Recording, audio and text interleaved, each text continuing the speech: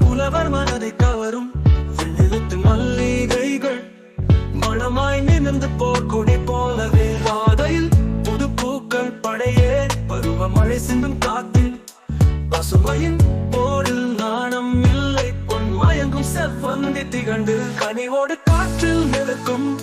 கண்மணி பூக்கள் கனவோடு காக்கும் இருள் கூட உதிர்க்கும் பொழுதே